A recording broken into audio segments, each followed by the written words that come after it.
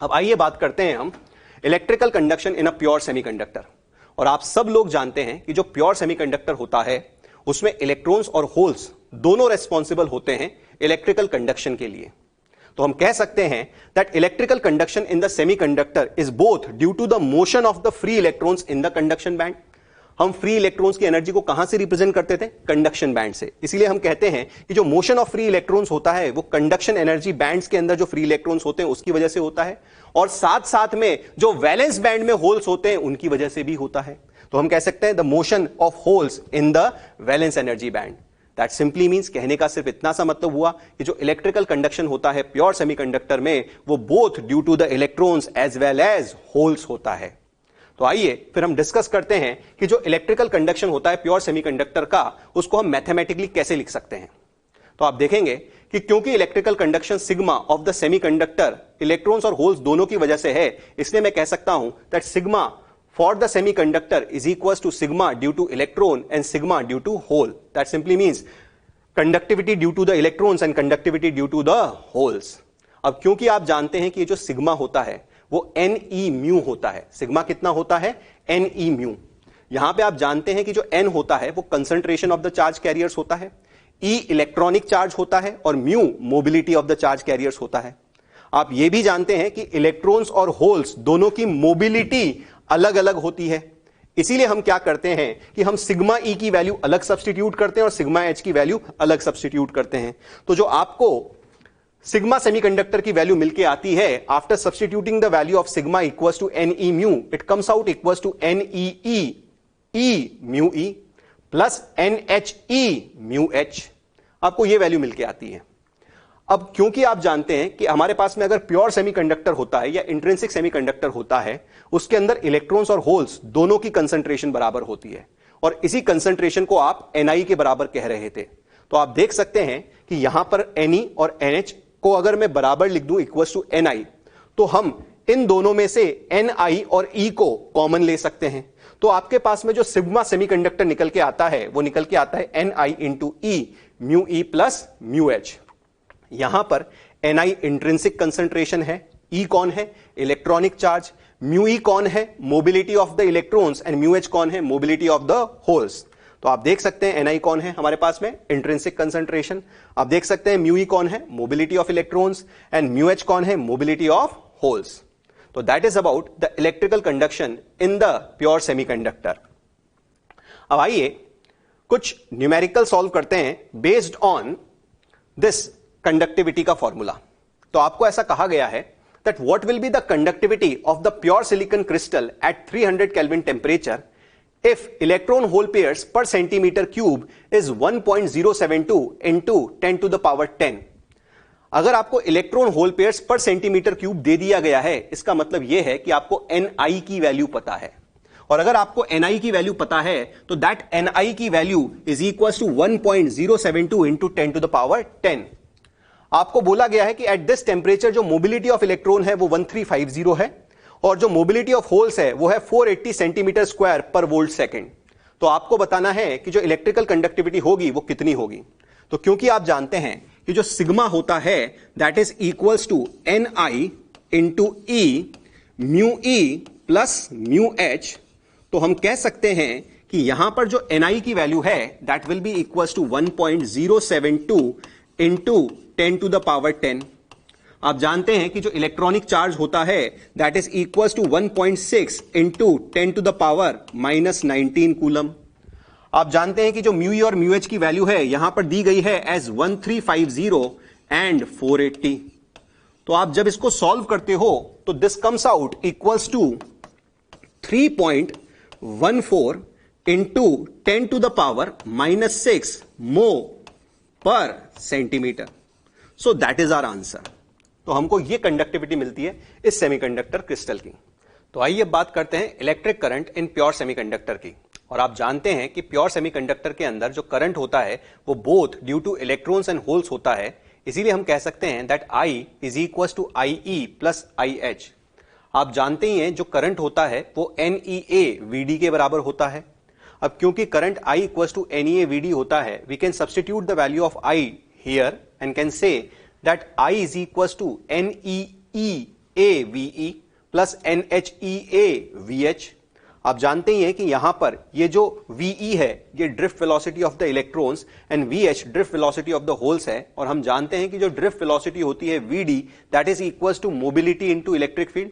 तो we can substitute the value of the drift velocity here and can obtain the expression as NEEA mu E into E plus NHEA mu H into E। अब क्योंकि हम जानते हैं कि जो pure semiconductor होता है उसके अंदर इलेक्ट्रॉन्स और होल्स दोनों की कंसंट्रेशन बराबर होती है and that is equals to Ni। हम सब्स्टिट्यूट कर सकते हैं Ne और NH को Ni के बराबर, तो हमको जो करंट का रिलेशन मिलता है that comes out equals to I is equals to Ni into E A capital E mu E plus mu H। तो हम कह सकते हैं कि जो इलेक्ट्रिक करंट है वो हमारे पास में ये वैल्यू रखता है। अब जब हम इलेक्ट्रिक करंट की वैल्यू जानते हैं तो हम आसानी से वहां से करंट डेंसिटी भी बता सकते हैं, क्योंकि हम जानते हैं कि जो I by A होता है that is equals to J। तो we can say that the current density J equals to I by A and that will be equals to Ni into E mu E plus mu H into E। अब क्योंकि आप जानते हैं कि J जो होता है वो सिग्मा E के बराबर होता है, तो आप देख सकते हैं कि ये जो कुछ भी वैल्यू है ये सिग्मा ही तो लिखा हुआ है। We can say that J is equals to sigma E। आप देख सकते हैं कि यहां पर ये जो J है ये करंट डेंसिटी है, ये VE जो है वो drift velocity of the electrons है, और VH जो है वो ड्रिफ्ट वेलोसिटी ऑफ होल्स है।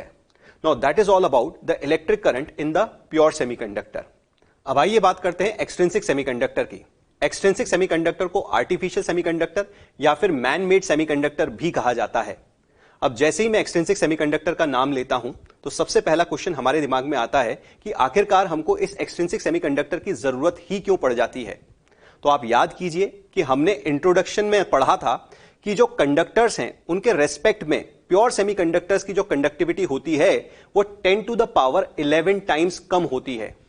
दैट सिंपली मींस हम कह सकते हैं कि रूम टेम्परेचर पर जो प्योर सेमीकंडक्टर है, क्योंकि वो बहुत ही कम कंडक्टिविटी एग्जिबिट करता है, इसीलिए हम इसको प्रैक्टिकल पर्पसेस में यूज नहीं कर पा रहे थे। तो हम क्या करते हैं, हम इसी प्योर सेमीकंडक्टर में कुछ एक्सटर्नल इंप्यूरिटीज को ऐड करते हैं so as to enhance its electrical conductivity.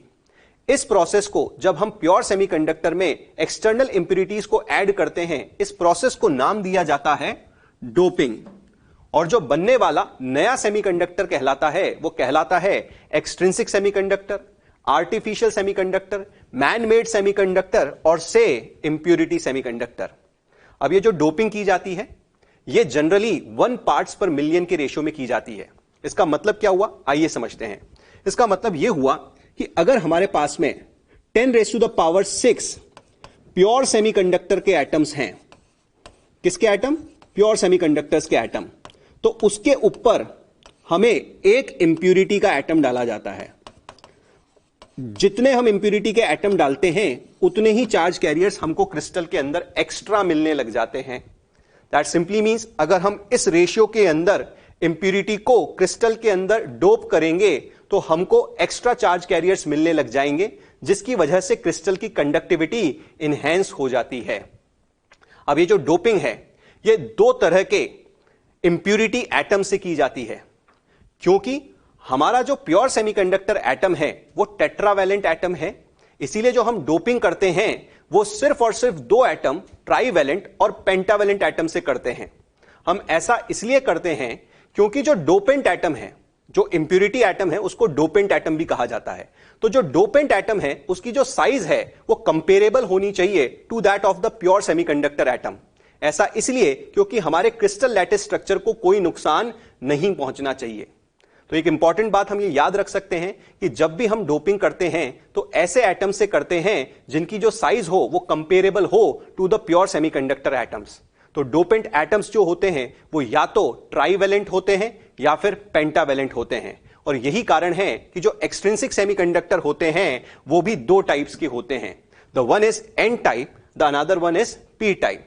तो एन टाइप का एक्सट्रिंसिक सेमीकंडक्टर तब बनता है जब हम इस प्योर सेमीकंडक्टर को पेंटावैलेंट इंप्यूरिटी से डोप कर देते हैं, और पी टाइप का सेमीकंडक्टर तब बनता है जब हम ट्राइवैलेंट इंप्यूरिटी से डोप कर देते हैं। तो पेंटावेलेंट इंप्योरिटी के एग्जाम्पल है हमारे पास में फॉस्फोरस, आर्सेनिक, एंटीमनी एटसेट्रा। और अगर मैं बात करूं पी टाइप की और ट्राइवेलेंट इंप्योरिटी की, तो हम कहेंगे उसके एग्जाम्पल हैं बोरोन, एल्यूमिनियम, इंडियम एटसेट्रा। तो आइए अब बात करते हैं एन टाइप और पी टाइप सेमीकंडक्टर की वन बाय वन। तो हम सबसे पहले बात कर रहे हैं एन टाइप सेमीकंडक्टर की, और आप देख सकते हैं कि यहां पर हमने एक क्रिस्टल शो किया है जो कि एक प्योर सेमीकंडक्टर का क्रिस्टल था। यहां पे जो +4 यहां पे आपको दिखाए गए हैं ये टेट्रावैलेंट एटम है। लेट मी से कि ये जो +4 है ये सिलिकॉन के एटम्स हैं। तो मैं यहां पे +4 को क्या मान के चल रहा हूं, सिलिकॉन के एटम्स। और आप देख सकते हैं कि ये सिलिकॉन का क्रिस्टल था। अब हम क्या करते हैं कि इस सिलिकॉन के क्रिस्टल के अंदर एक जगह पर या क्रिस्टल लैटिस साइट में से कुछ जगहों पर सिलिकॉन के एटम को हटाते हैं और उसकी जगह फास्फोरस के एटम को, दैट इज पेंटावेलेंट एटम को डोप कर देते हैं। हमने क्या किया कि कुछ क्रिस्टल लैटिस साइट से हमने सिलिकॉन के एटम्स को हटाया और उसकी जगह कौन डोप कर दिया, फास्फोरस के एटम को डोप कर दिया। अब ये डोपिंग किस तरह से की जाती है, दैट्स एन इंजीनियरिंग मेथड, उसके अंदर हमको डिटेल में नहीं जाना। हमको सिर्फ यह समझना है कि जब भी डोपिंग की जाती है फास्फोरस के एटम से या पेंटावेलेंट एटम से तो क्या होता है। तो आइए समझते हैं कि जब भी हम पेंटावेलेंट इंप्योरिटी से या फिर फास्फोरस के एटम से डोपिंग करते हैं, तो आप जानते हैं कि जो फास्फोरस है वो क्योंकि वो पेंटावेलेंट है, उसके आउटर मोस्ट शेल्स के अंदर होते हैं 5 electrons.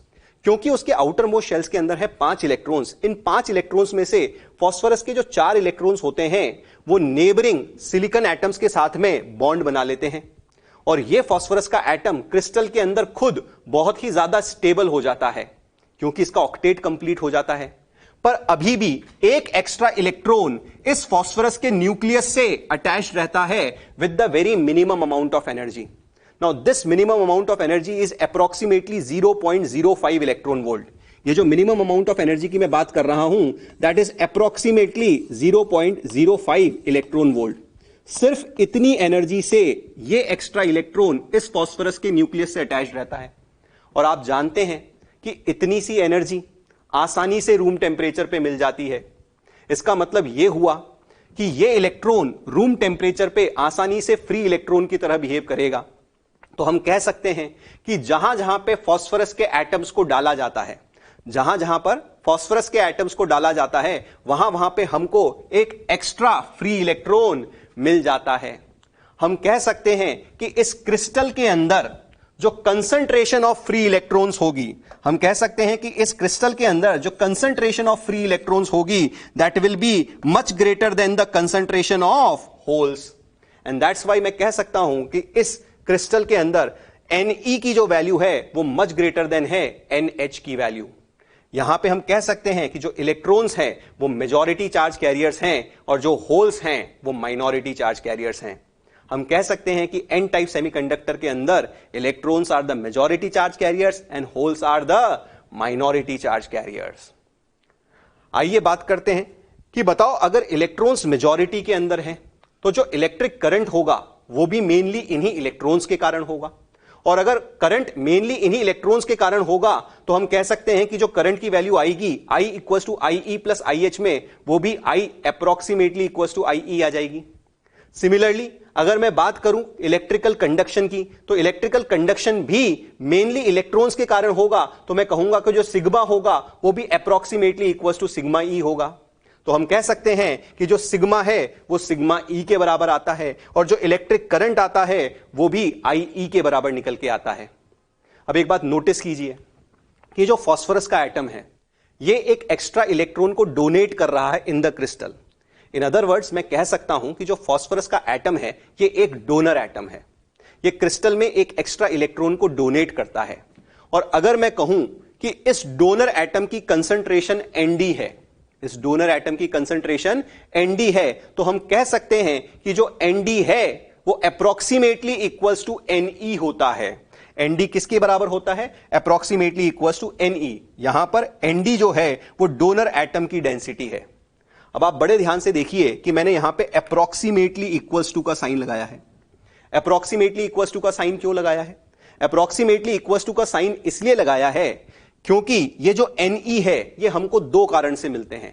That simply means concentration of the free electrons हमको दो कारण से मिलते हैं। और वो दो कारण क्या है मैं समझाता हूं। पहला कारण तो है डोपिंग, पहला कारण तो है डोपिंग। यानी आप जहां जहां पे डोपिंग करेंगे वहां वहां पे आपको फ्री इलेक्ट्रॉन्स मिलेंगे। पर एक बात बताइए कि क्या रूम टेम्परेचर पे हमको क्या कुछ थर्मली जनरेटेड फ्री इलेक्ट्रॉन्स भी मिलेंगे? तो लेट मी से कि ये वो इलेक्ट्रॉन है जो कि थर्मली जनरेट हो गया है, तो बताओ ये भी तो फ्री इलेक्ट्रॉन ही है। तो कहने का मतलब यह हुआ कि जो total concentration of the free electrons होती है वो तो होती है डोपिंग के कारण मिलने वालों के कारण प्लस टेम्परेचर के कारण मिलने वाले इलेक्ट्रॉन्स की कंसंट्रेशन। हम ये कह सकते हैं कि जो टेम्परेचर के कारण इलेक्ट्रॉन्स मिलते हैं हालांकि वो बहुत ही कम होते हैं with respect to that of the doping, इसीलिए हम फाइनली ये कह देते हैं दैट Ne approximately equals to Nd होता है। पर यह बात बिल्कुल सही है कि जो Ne होता है वो दो कारण से होता है, एक तो होता है डोपिंग के कारण और दूसरा होता है टेम्परेचर के कारण। आप याद कीजिए कि जो टेम्परेचर के कारण चार्ज कैरियर्स बनते थे वो बहुत ही कम बनते थे। क्योंकि टेम्परेचर के कारण चार्ज कैरियर्स कम बनते थे, यही तो कारण था कि इंट्रिंसिक कंसंट्रेशन जो होती थी वो कम होती थी, इसीलिए इंट्रिंसिक सेमीकंडक्टर की कंडक्टिविटी कम होती थी। क्योंकि इंट्रिंसिक सेमीकंडक्टर की कंडक्टिविटी कम होती थी, यही तो कारण था कि हमको डोपिंग करना पड़ता था, और डोपिंग करके हम इस सेमीकंडक्टर की कंडक्टिविटी को इनहैंस कर रहे थे। तो यह बात रही हमारे एन टाइप सेमीकंडक्टर में कि हम कह सकते हैं जो Ne होता है वो अप्रोक्सीमेटली इक्वल्स टू Nd होता है। ये अप्रोक्सीमेटली का साइन इसलिए लगाया गया है क्योंकि Ne के मिलने के दो कारण हैं, the one is temperature and the another one is doping. अब आइए बात करते हैं कि बताइए ये जो डोनर एटम है, क्योंकि ये इलेक्ट्रॉन को डोनेट करता है, तो आप केमिस्ट्री में भी ऐसा करते हैं कि अगर कोई एटम इलेक्ट्रॉन को डोनेट कर दे, नेगेटिव चार्ज कैरियर को डोनेट कर दे, तो उस एटम के ऊपर पॉजिटिव चार्ज आ जाता है और हम कहते हैं कि वो पॉजिटिव आयन बन जाता है। हम कहते हैं कि वो क्या बन जाता है? Positive ion. तो आज के बाद में जब भी हम इस क्रिस्टल को डायग्राम में रिप्रेजेंट कर रहे होंगे तो कुछ इस तरह से रिप्रेजेंट कर रहे होंगे। तो आप देख सकते हैं कि यहां पर मैंने पॉजिटिव डोनर एटम दिखाया है। तो आप देख सकते हैं कि ये जो सिंबल है प्लस और इसके साथ में जो डॉट है, ये पूरा का पूरा एक फास्फोरस का एटम है। ये पूरा का पूरा कौन है? फास्फोरस का एटम। ये जो फास्फोरस का एटम है, इस फास्फोरस के एटम के पास में 5 इलेक्ट्रॉन्स होते थे। 5 में से 4 इलेक्ट्रॉन्स ने तो बॉन्ड बना लिए। तो जिन 4 इलेक्ट्रॉन्स ने बॉन्ड बना लिए हम उनको इस डायग्राम के अंदर शो नहीं कर रहे। इन अदर वर्ड्स हम कह सकते हैं कि इस डायग्राम के अंदर बॉन्डेड इलेक्ट्रॉन्स को शो नहीं किया गया है। इस डायग्राम में बॉन्डेड इलेक्ट्रॉन्स को शो नहीं किया गया है। तो हम कह सकते हैं कि ये जो पॉजिटिव और ये डॉट दिखाया गया है ये फास्फोरस का एटम है। ये फास्फोरस का एटम और ये उसका एक्स्ट्रा इलेक्ट्रॉन, ये फास्फोरस का एटम, ये इसका एक्स्ट्रा इलेक्ट्रॉन, ये फास्फोरस का एटम, ये इसका एक्स्ट्रा इलेक्ट्रॉन। आप कह सकते हैं कि एन टाइप सेमीकंडक्टर के अंदर कुछ थर्मली जनरेटेड इलेक्ट्रॉन्स भी होते थे। जितने थर्मली जनरेटेड इलेक्ट्रॉन्स होते थे बताओ क्या उतने ही होल्स भी बनते थे? तो आप देख सकते हैं कि इसी डायग्राम के अंदर हमने होल्स भी दिखाए हैं।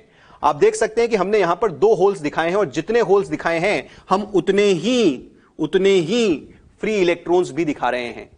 आप यह भी नोटिस कर सकते हैं कि ये जो थर्मली जनरेटेड इलेक्ट्रॉन्स और होल्स हैं, या फिर कह लीजिए जो थर्मली जनरेटेड इलेक्ट्रॉन्स हैं, इनकी संख्या कम दिखाई गई है as compare to the ones that are generated due to the doping. और ऐसा होता भी है कि जो टेम्परेचर के कारण चार्ज कैरियर्स बनते हैं वो कम बनते हैं और डोपिंग के कारण जो चार्ज कैरियर्स बनते हैं वो ज्यादा बनते हैं। यहीं से हम एक बहुत ही इंपॉर्टेंट कंसेप्ट को समझ सकते हैं, वो ये कि एन टाइप सेमीकंडक्टर के अंदर मेजॉरिटी चार्ज कैरियर्स होते हैं इलेक्ट्रॉन्स, और इलेक्ट्रॉन्स डोपिंग के कारण मिलते हैं, और माइनॉरिटी चार्ज कैरियर्स होते हैं होल्स, और होल्स टेम्परेचर के कारण मिलते हैं। सो द कंसेप्ट इज कि एक्सट्रिंसिक सेमीकंडक्टर के अंदर majorities are due to the doping and the minorities are due to the temperature। हम कह सकते हैं कि जो माइनॉरिटी चार्ज कैरियर्स है वो टेम्परेचर के कारण जनरेट होते हैं। अब बात आती है कि ये जो क्रिस्टल है यहां पे कंसंट्रेशन ऑफ इलेक्ट्रॉन्स ज्यादा होती है, Ne much greater than NH होता है। तो आपसे ऐसा पूछ लिया जाता है कि बताओ ये जो एन टाइप का क्रिस्टल होता है ये पॉजिटिवली चार्ज होता है, नेगेटिवली चार्ज होता है, या फिर इलेक्ट्रिकली न्यूट्रल होता है? तो आंसर है कि जो क्रिस्टल है ये इलेक्ट्रिकली न्यूट्रल है। और बहुत ही ऑब्वियस सी बात है कि जब आप प्योर सेमीकंडक्टर लेते थे या प्योर सेमीकंडक्टर का क्रिस्टल लेते थे वो इलेक्ट्रिकली न्यूट्रल होता था, और जब आप उसके अंदर इंप्यूरिटी का एटम डालते थे फास्फोरस का, तो आप जो डोपेंट एटम डालते थे वो भी तो न्यूट्रल ही हुआ करता था। इसीलिए जो ओवरऑल क्रिस्टल बनेगा वो भी तो न्यूट्रल ही बनेगा। आप इसको कुछ इस डायग्राम से भी समझ सकते हैं।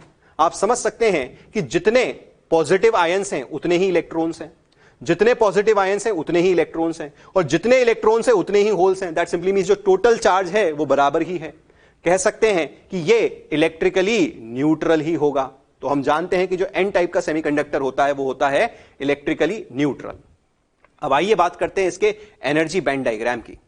तो एनर्जी बैंड डायग्राम के बारे में बात करें, पर उसके पहले बहुत ही इंपॉर्टेंट बात जो कि हम पहले ही लेक्चर के अंदर सीख चुके हैं, दैट इज कि हम ये पढ़ चुके हैं कि आइसोलेटेड एटम्स में इलेक्ट्रॉन्स की एनर्जी को एनर्जी लेवल से बनाया जाता है, पर क्रिस्टल के अंदर इलेक्ट्रॉन्स की एनर्जी को एनर्जी बैंड से रिप्रेजेंट किया जाता है। हमको यह बात हर वक्त याद होनी चाहिए कि सॉलिड्स के अंदर इलेक्ट्रॉन्स की एनर्जी को एनर्जी बैंड से दिखाते हैं और आइसोलेटेड एटम में इलेक्ट्रॉन्स की एनर्जी को एनर्जी लेवल से शो करते हैं। तो आप देख सकते हैं कि यह जो क्रिस्टल था वो तो प्योर सेमीकंडक्टर का क्रिस्टल था। तो हम क्या करते हैं कि प्योर सेमीकंडक्टर क्रिस्टल के लिए हम एनर्जी बैंड्स ड्रॉ करते हैं, और आप जानते हैं कि हम इस प्योर सेमीकंडक्टर क्रिस्टल के अंदर जो इंप्यूरिटी है उसके आइसोलेटेड एटम्स डालते हैं। अब क्योंकि हम इंप्यूरिटी के आइसोलेटेड एटम्स डालते हैं, इंडिविजुअल एटम्स डालते हैं, हम इन इंडिविजुअल एटम्स के कॉरस्पॉन्डिंग एनर्जी लेवल्स को शो करेंगे। तो आप देख सकते हैं कि जो एन टाइप का सेमीकंडक्टर है उसका जो एनर्जी बैंड डायग्राम है वो कुछ इस तरह से दिखाया जा सकता है। ये वैलेंस बैंड है, ये कंडक्शन बैंड है, और आप देख सकते हैं कि यहां पर एक इंप्यूरिटी का एनर्जी लेवल दिखाया गया है। क्योंकि यहां पर हमारे पास में जो इंप्यूरिटी है वो एक डोनर इंप्यूरिटी है जो कि आसानी से फ्री इलेक्ट्रॉन को डोनेट कर रही है इनटू द क्रिस्टल। यही कारण है कि जो डोनर इंप्यूरिटी का एनर्जी लेवल है वो क्रिस्टल के कंडक्शन बैंड के जस्ट नीचे शो किया गया है। कितना नीचे शो किया गया है? आप याद कीजिए कि मैं आपको बताया करता था कि ये जो इलेक्ट्रॉन है इस एटम से 0.05 इलेक्ट्रॉन वोल्ट एनर्जी से बंधा हुआ है। अगर इतनी एनर्जी इस इलेक्ट्रॉन को मिल जाए तो ये इलेक्ट्रॉन आसानी से फ्री इलेक्ट्रॉन की तरह बिहेव करेगा।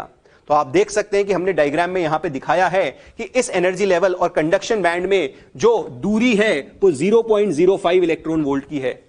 इतनी सी एनर्जी रूम टेम्परेचर पे इन इलेक्ट्रॉन्स को आसानी से मिल जाती है, इसीलिए ये इलेक्ट्रॉन्स आसानी से फ्री इलेक्ट्रॉन्स की तरह बिहेव करते हैं एट द रूम टेम्परेचर। आप ये भी देख सकते हैं कि यहां पर कुछ थर्मली जनरेटेड इलेक्ट्रॉन्स भी दिखाए गए हैं। जितने थर्मली जनरेटेड इलेक्ट्रॉन्स हैं उतने होल्स भी दिखाए गए हैं। आप देख सकते हैं कि इस डायग्राम के अंदर जो टोटल कंसंट्रेशन ऑफ इलेक्ट्रॉन्स है वो होल से काफी ज्यादा है। तो ऐसा सेमीकंडक्टर जहां पर इलेक्ट्रॉन्स की कंसंट्रेशन होल से बहुत ही ज्यादा होती है, ऐसे सेमीकंडक्टर को कहा जाता है एन टाइप का सेमीकंडक्टर। अब आइए बात करते हैं पी टाइप के सेमीकंडक्टर की। तो पी टाइप के सेमीकंडक्टर में हम ट्राइवेलेंट इंप्यूरिटी से डोपिंग करते हैं। तो हमारे पास में है एक सिलिकॉन का क्रिस्टल, मैं अभी भी +4 को मान रहा हूं सिलिकॉन, और हम कह देते हैं कि हम उसके अंदर ट्राइवेलेंट इंप्यूरिटी को डोप कर रहे हैं। मैं मान लेता हूं कि यह एल्यूमिनियम का एटम है। अब क्योंकि जो एल्यूमिनियम का एटम है वो ट्राइवेलेंट एटम है, उसके आउटर मोस्ट शेल्स के अंदर सिर्फ और सिर्फ 3 इलेक्ट्रॉन्स हैं। तो ये एल्यूमिनियम का एटम अपने 3 इलेक्ट्रॉन को अपने नेबरिंग एटम से शेयर कर लेता है, पर अभी भी इस एल्यूमिनियम एटम के पास में एक इलेक्ट्रॉन की डेफिशिएंसी रह जाती है to complete this covalent bond. इसी डेफिशिएंसी को हम क्या कहते हैं? होल। इन अदर वर्ड्स आप कह सकते हैं कि जहां जहां पे ट्राइवेलेंट इंप्यूरिटी को डोप किया जाएगा वहां वहां पे हमको एक एक्स्ट्रा होल मिल जाएगा। इसीलिए इस क्रिस्टल के अंदर जो टोटल कंसंट्रेशन ऑफ होल्स होगी वो much greater than concentration of free electrons होगी। तो हम कह सकते हैं कि NH is much greater than Ne। Next बात, क्योंकि NH बहुत ज्यादा है Ne से, हम कह सकते हैं कि इलेक्ट्रिकल कंडक्शन भी होल्स के कारण होगा। दैट मीन्स सिग्मा जो होगा वो होल्स के कारण मिलेगा, इलेक्ट्रिक करंट जो होगा वो भी होल्स के कारण ही मिलेगा। अब एक बात नोटिस करने लायक यह है कि यहां पर यह जो आपको एटम दिखाया गया है ये एक ऐसा एटम है जिसकी टेंडेंसी है इलेक्ट्रॉन को एक्सेप्ट करने की, यानी मैं कह सकता हूं कि यह एक्सेप्टर एटम है। और अगर मैं कह दूं कि ये एक्सेप्टर एटम है तो बताइए जितने एक्सेप्टर एटम्स इस क्रिस्टल के अंदर डाले जाते हैं लगभग उतने ही होल्स हमको मिल जाते हैं। यानी मैं कह सकता हूं कि अगर एक्सेप्टर एटम्स की कंसंट्रेशन को Na से डिनोट किया जाए तो मैं कह सकता हूं कि जो NH होगा वो अप्रोक्सीमेटली इक्वल्स टू Na होगा। आप समझ चुके होंगे कि अप्रोक्सीमेटली इक्वल्स टू का साइन क्यों लगा है। ये अप्रोक्सीमेटली इक्वल्स टू का साइन इसलिए लगा है क्योंकि जो होल्स होते हैं वो भी 2 कारण से मिलते हैं। एक, तो डोपिंग के कारण और दूसरा टेम्परेचर के कारण। तो आप देख सकते हैं कि डोपिंग के कारण तो होल यहां पर दिखाया गया है। अगर मैं मान लूं कि ये जो इलेक्ट्रॉन है यहां पर फ्री हो जाता है तो बताओ क्या यहां पर हमको होल दिख जाता है? तो हम कह सकते हैं कि कुछ होल्स तो हमको टेम्परेचर के कारण मिलते हैं और कुछ होल्स हमको डोपिंग के कारण मिलते हैं। पर हम ये जानते हैं कि जो डोपिंग के कारण होल्स मिलते हैं उनकी संख्या बहुत ज्यादा होती है विद रेस्पेक्ट टू जो हमको टेम्परेचर के कारण होल्स मिलते हैं। इसीलिए हम कह देते हैं that NH is approximately equals to Na होता है। अब एक और बात बताइए, ये जो एक्सेप्टर एटम है इसका काम है इलेक्ट्रॉन को एक्सेप्ट करना, और आप जानते हैं कि जब भी कोई एटम इलेक्ट्रॉन को एक्सेप्ट करता है तो वो नेगेटिव आयन बन जाता है। तो जब भी हम इस क्रिस्टल को डायग्रामेटिकली रिप्रेजेंट करते हैं तो हम उसको नेगेटिव आयन और उसके होल की मदद से रिप्रेजेंट करते हैं। तो आप देखेंगे कि डायग्राम के अंदर आपको नेगेटिव आयन और उसका होल, नेगेटिव आयन और उसका होल रिप्रेजेंट किया गया है। ये एल्यूमिनियम का एटम है और ये उसका होल है, ये एल्यूमिनियम का एटम है, ये उसका होल है। इस डायग्राम में भी कहीं पर भी बॉन्डेड इलेक्ट्रॉन्स को रिप्रेजेंट नहीं किया गया है। आप ये भी देख सकते हैं कि इसी डायग्राम के अंदर कुछ थर्मली जनरेटेड इलेक्ट्रॉन्स भी दिखाए गए हैं, और जितने थर्मली जनरेटेड इलेक्ट्रॉन्स दिखाए जाएंगे उतने ही होल्स दिखाए जाएंगे। तो आप देख सकते हैं कि ये थर्मली जनरेटेड इलेक्ट्रॉन है, उसके साथ में ये होल है, ये थर्मली जनरेटेड इलेक्ट्रॉन है, ये इसके साथ में होल है। तो हम ये कह सकते हैं कि इस डायग्राम के अंदर ये जो नेगेटिव है ये इमोबाइल एक्सेप्टर इंप्योरिटी आयन को रिप्रेजेंट करता है, और ये जो है ये होल्स को रिप्रेजेंट करता है, और ये जो ब्लैक डॉट्स हैं ये इलेक्ट्रॉन्स को रिप्रेजेंट करती हैं। अगर बात की जाए कि ये क्रिस्टल पॉजिटिवली चार्ज है, नेगेटिवली चार्ज है या इलेक्ट्रिकली न्यूट्रल है, तो हम कह सकते हैं कि जो पी टाइप का सेमीकंडक्टर होता है वो इलेक्ट्रिकली न्यूट्रल ही होता है, फॉर द सेम रीजन कि एन टाइप का सेमीकंडक्टर इलेक्ट्रिकली न्यूट्रल होता है। तो आप समझ सकते हैं कि जितने हमारे पास में नेगेटिव चार्जेस हैं उतने ही पॉजिटिव चार्जेस हैं, जितने इलेक्ट्रॉन्स हैं उतने ही होल्स हैं। That simply means the crystal will always be electrically neutral.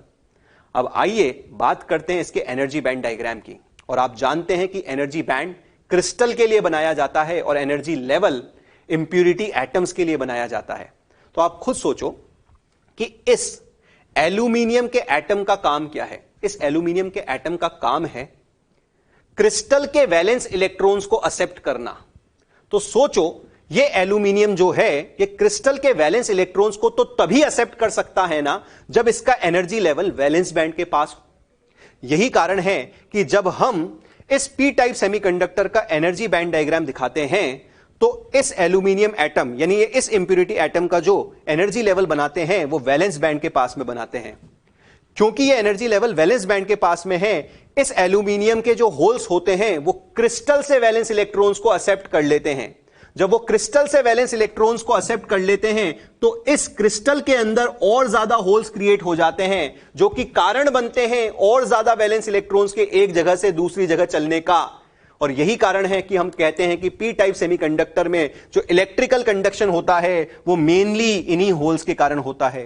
आप देख सकते हैं कि इस सेमीकंडक्टर के अंदर जो कंडक्शन इलेक्ट्रॉन्स है उनकी संख्या बहुत ही कम है।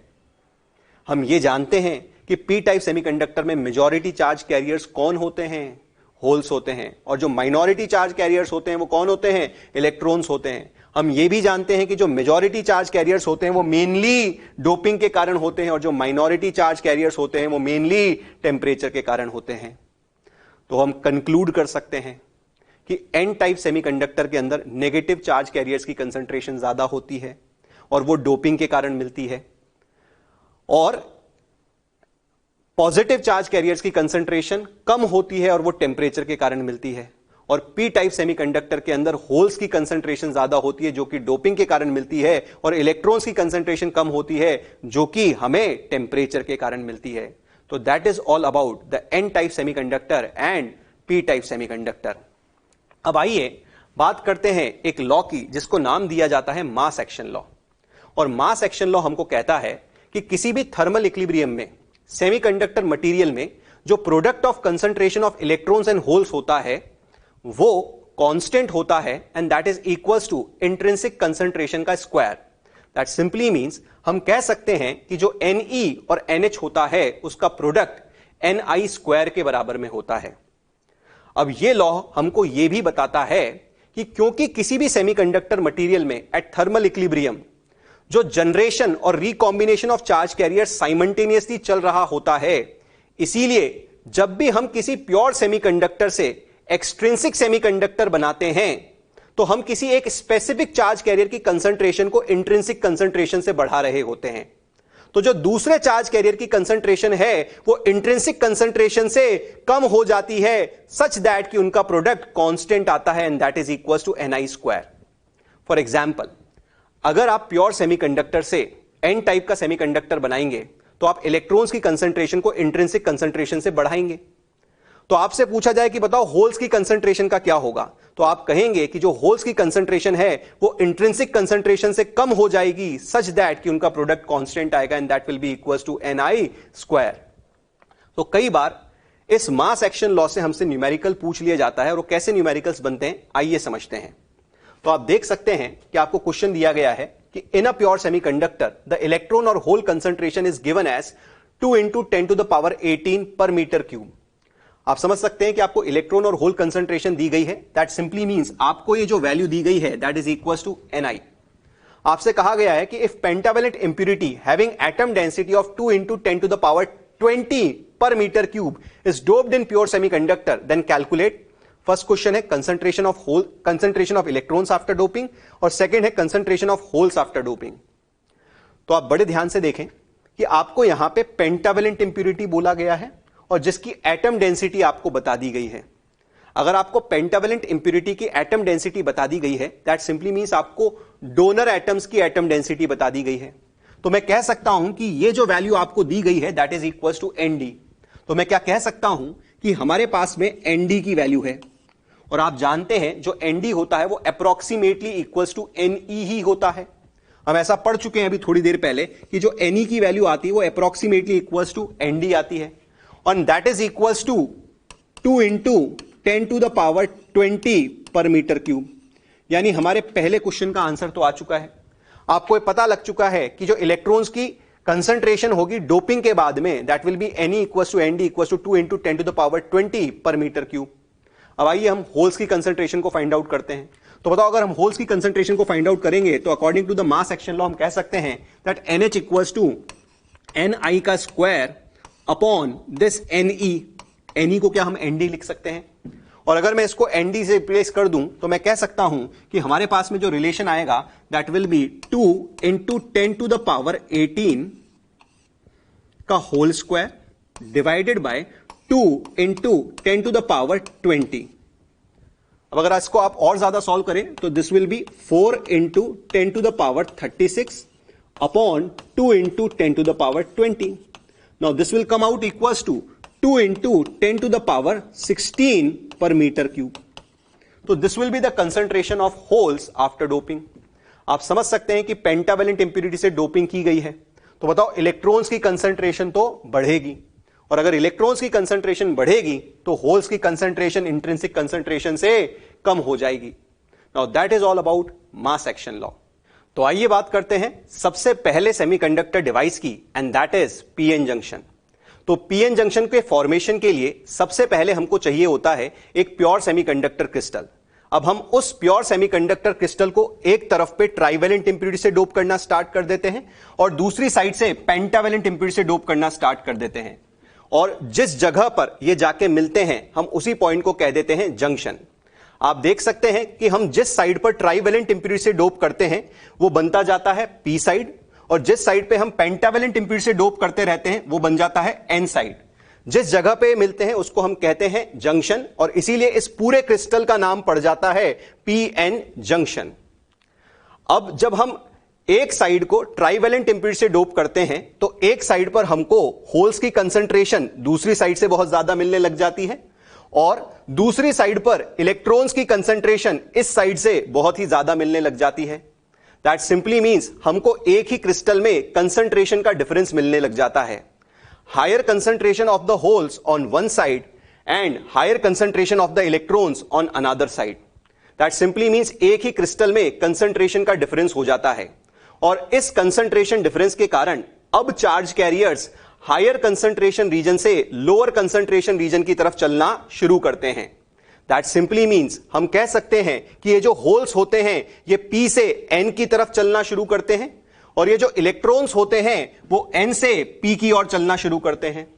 आप जानते हैं कि जब भी चार्ज कैरियर्स कंसंट्रेशन डिफरेंस के कारण चलते हैं तो हम कहते हैं कि वो डिफ्यूजन कर रहे हैं, क्योंकि हम कह रहे हैं कि जो इलेक्ट्रॉन्स हैं वो n से p की ओर डिफ्यूज कर रहे हैं। इनके चलने की वजह से हमको एक करंट मिलता है जिसको हम कहते हैं डिफ्यूजन करंट।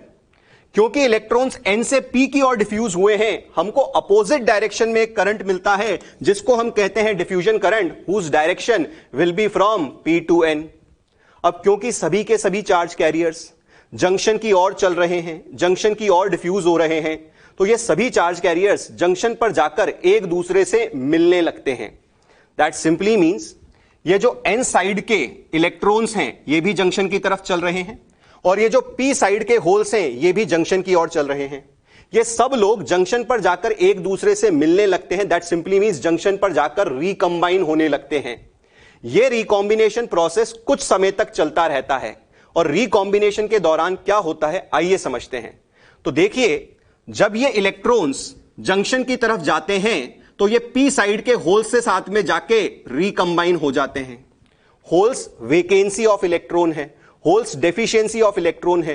होल्स को इलेक्ट्रॉन की जरूरत थी, इलेक्ट्रॉन्स खुद होल्स के पास में जा रहे हैं और होल्स के साथ में रिकंबाइन हो रहे हैं। दैट सिंपली मींस यहां के जो इलेक्ट्रॉन्स हैं ये जंक्शन पर जाकर होल्स के साथ में रिकंबाइन हो रहे थे और इन वेकेंसीज को फिल कर रहे थे।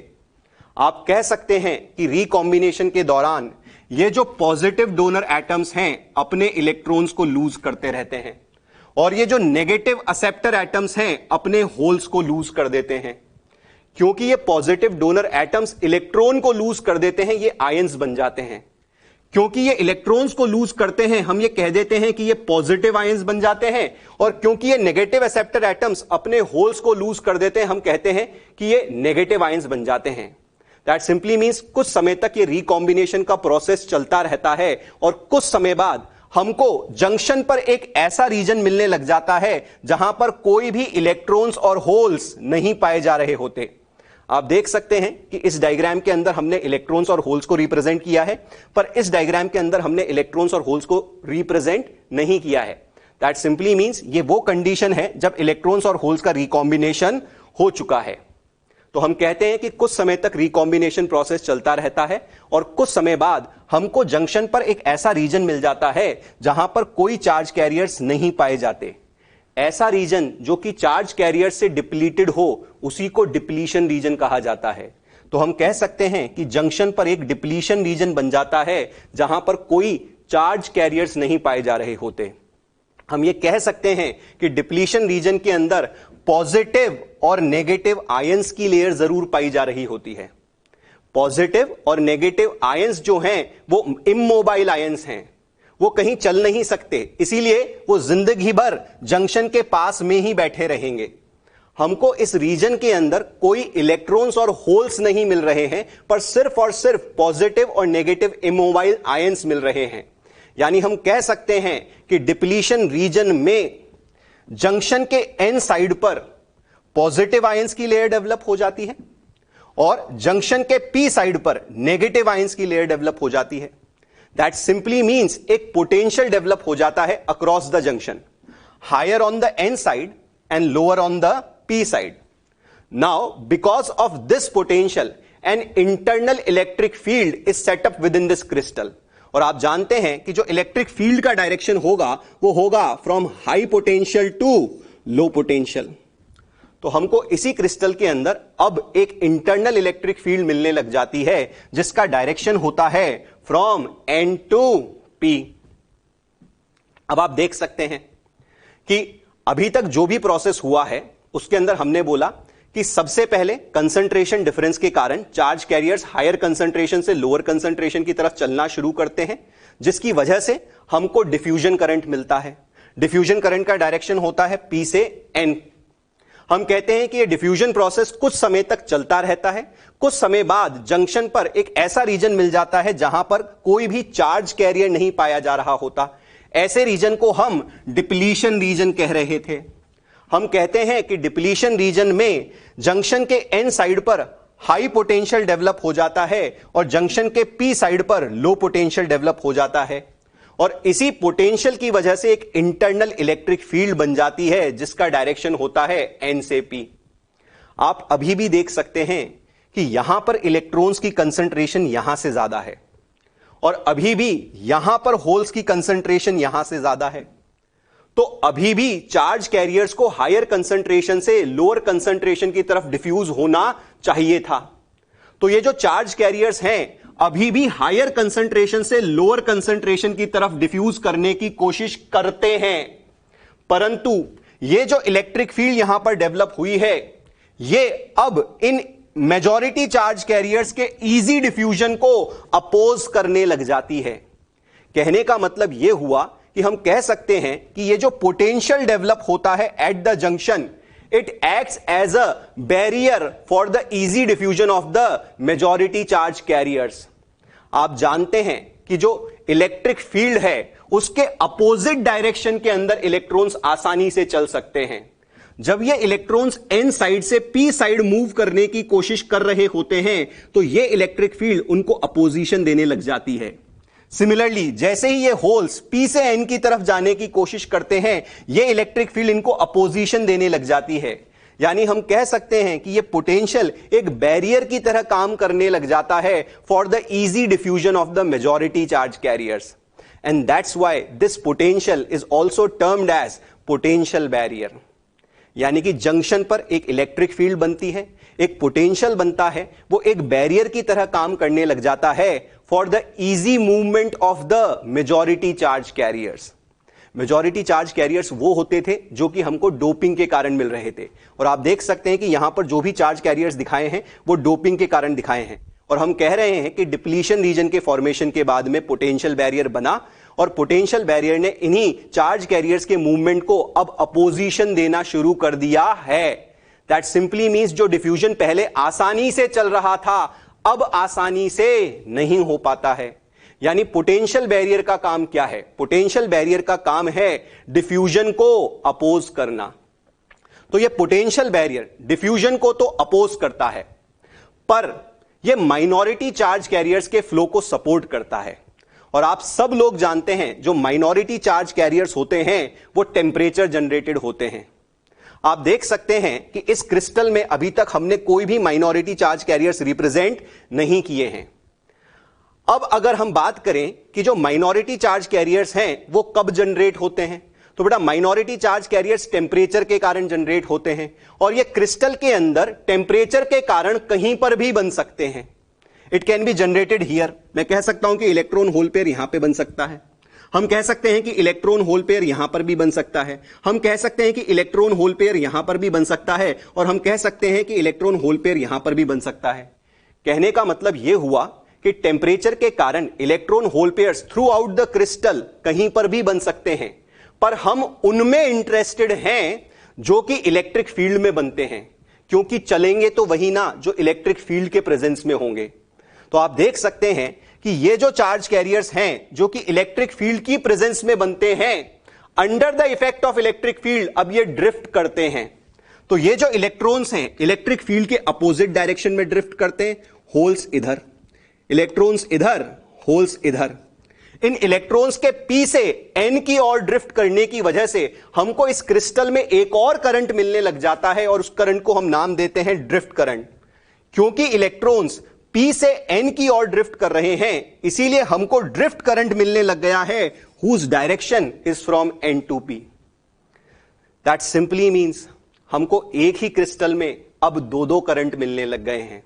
The one is diffusion current whose direction was from P to N, and the another is drift current whose direction is from N to P। अब एक बात समझने लायक है वो ये कि भाई जो डिफ्यूजन करंट है वो इनिशियली मैक्सिमम होता था।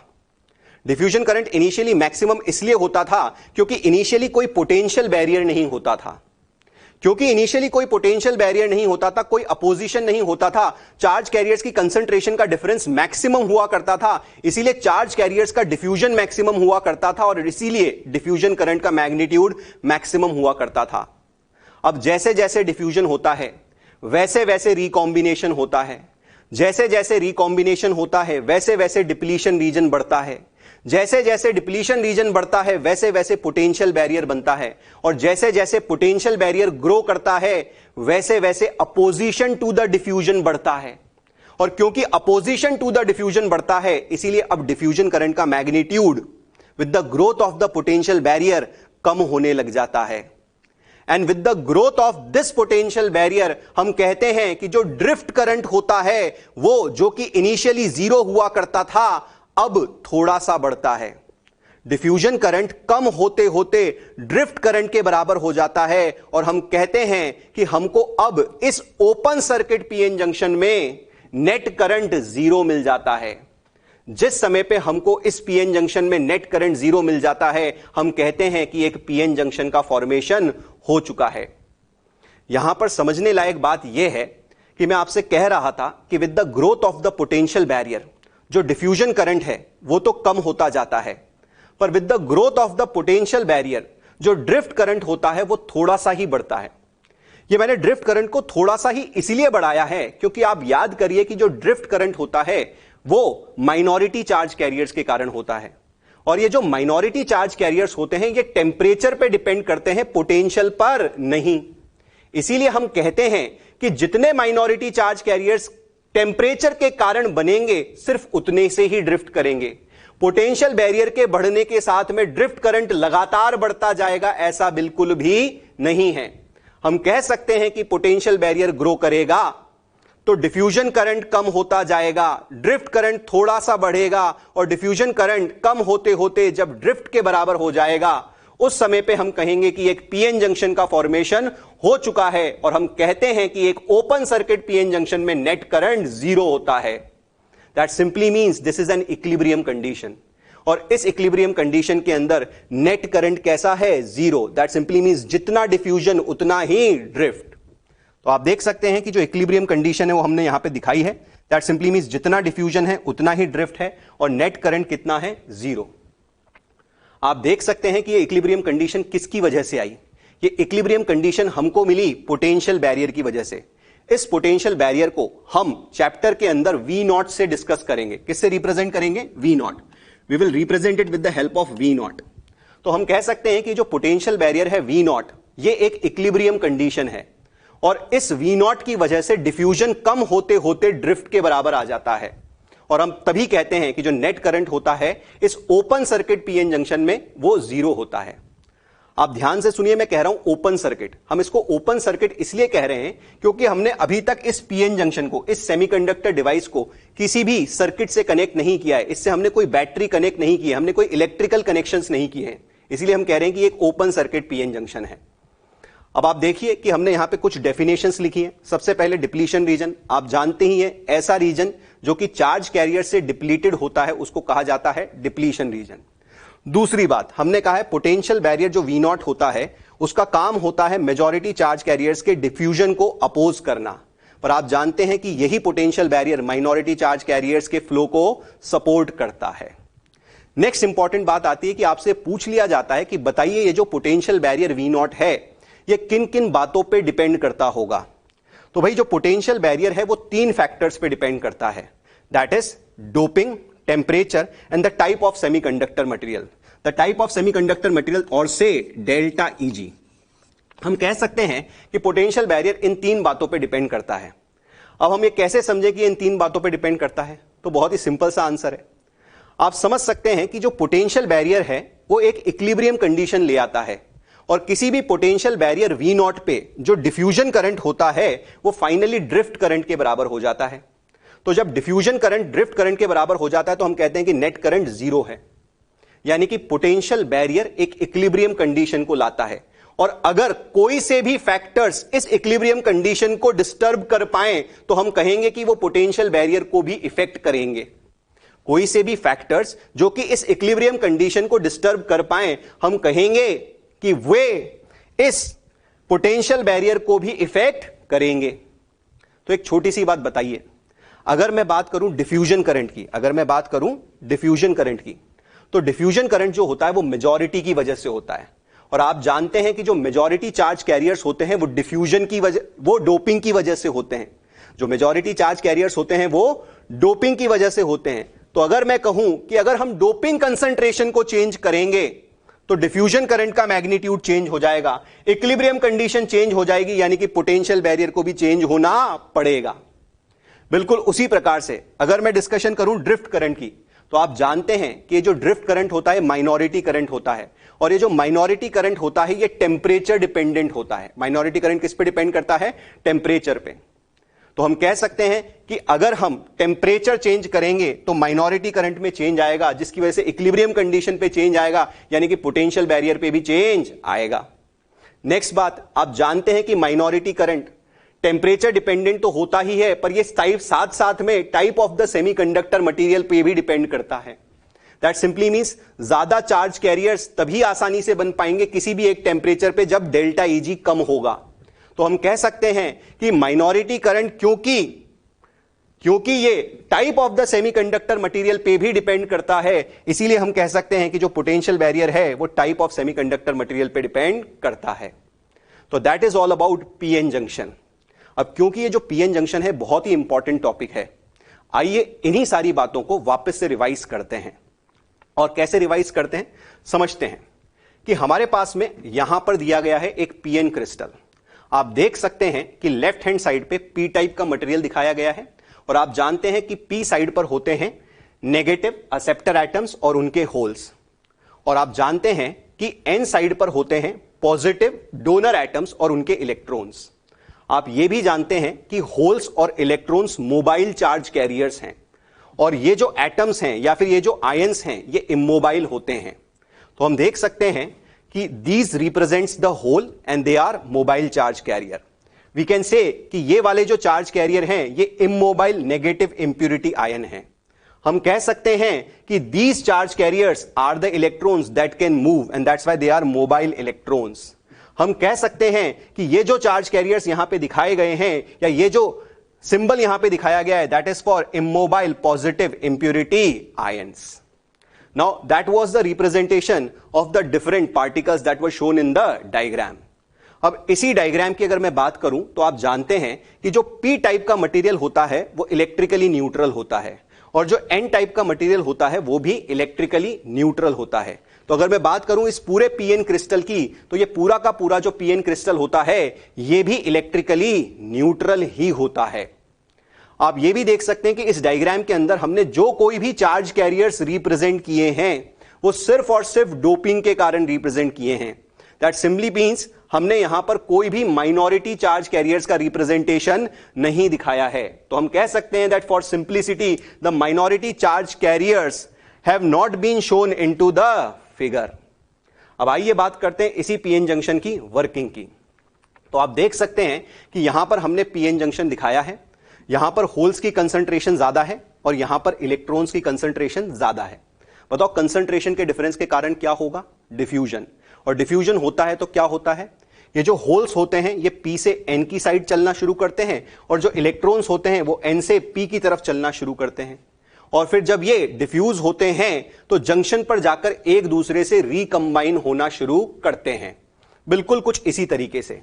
तो आप देख सकते हैं कि ये जो इलेक्ट्रॉन्स हैं ये एन से पी की तरफ जा रहे हैं, होल्स जो हैं वो पी से एन की तरफ जा रहे हैं, और जंक्शन पर जाकर एक दूसरे से रिकंबाइन होते हैं।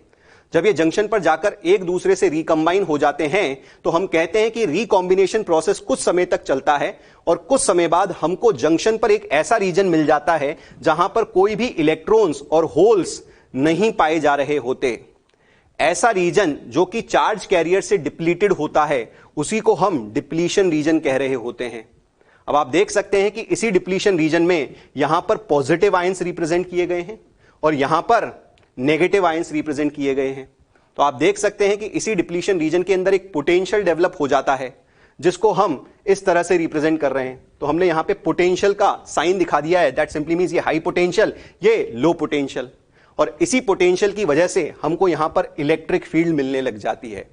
तो जितना भी अभी तक हमने यहां पे बताया है उसको एक बार वन बाय वन करके वापस से पढ़ लेते हैं। हमने बोला है कि जब भी पीएन जंक्शन फॉर्म होता है तो डिफ्यूजन होता है, और डिफ्यूजन के अंदर जो होल्स होते हैं वो पी से एन, और जो इलेक्ट्रॉन्स होते हैं और जो हमारे पास में इलेक्ट्रॉन्स होते हैं वो एन से पी की ओर डिफ्यूज करना शुरू कर देते हैं। डिफ्यूजन के बाद में जो चार्ज कैरियर्स होते हैं वो जंक्शन पर जाकर रिकंबाइन होते हैं, जे रिकंबाइन नियर द जंक्शन। हम कह सकते हैं कि जब भी जे रिकंबाइन होते हैं तो वो एलिमिनेट कर देते हैं इलेक्ट्रॉन और होल को, leaving behind the positive ions. वो किसको छोड़ देते हैं? पॉजिटिव आयंस को छोड़ देते हैं वहां पर, और नेगेटिव आयंस को छोड़ देते हैं। आप देख सकते हैं कि हमने यहां पे लिखा है कि they leave behind the positive and negative immobile ions.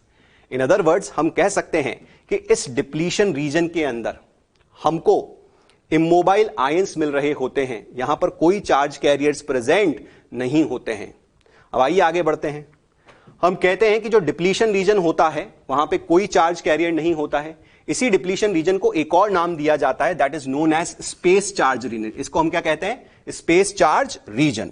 हम इसी को एक और नाम दे देते हैं, that is known as space charge region. फिर हम कहते हैं कि जो एन रीजन होता है वो हायर पोटेंशियल पे आ जाता है, और जो पी रीजन होता है वो लोअर पोटेंशियल पे रह जाता है। क्योंकि वहां पर पोटेंशियल डेवलप हो जाता है, हम कहते हैं कि एक इलेक्ट्रिक फील्ड बन जाती है जिसका डायरेक्शन होता है फ्रॉम एन से लेके पी।